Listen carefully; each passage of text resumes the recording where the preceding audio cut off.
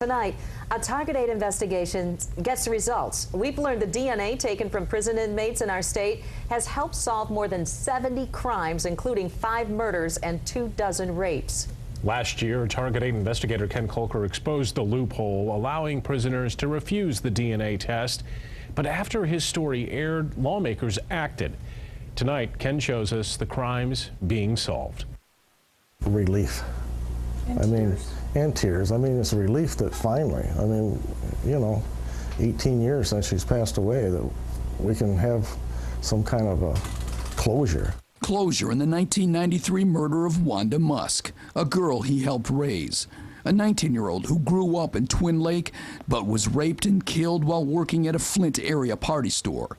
State police say it's one of 5 previously unsolved murders now solved after taking DNA from inmates at Michigan prisons. We've got numerous matches on different crimes that these individuals had committed. A Target 8 investigation last year helped lead to change. A state law requiring the prison system to take DNA from reluctant prisoners. Before then, prisons refused to force them. Why should the prisoner be sitting in there and have some kind of rights where he don't have to give his DNA? He's violated them rights when he did the crimes. The law led to more than 4,500 DNA tests of prisoners and months of work at the state police crime labs. They identified suspects in more than 70 previously unsolved crimes, some of them major cases.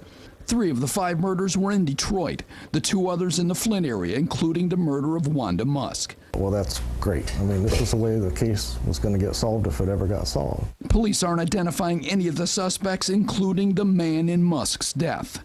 They say he's been in the prison system since 1995 on another murder. He had refused to give up his DNA until it was taken last year under that new law. He was literally hiding in prison. Right, he's hiding in prison, you don't know it.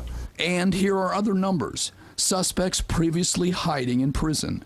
23 unsolved sex assaults, including at least a half a dozen in West Michigan, now with suspects. One of those was in Kentwood.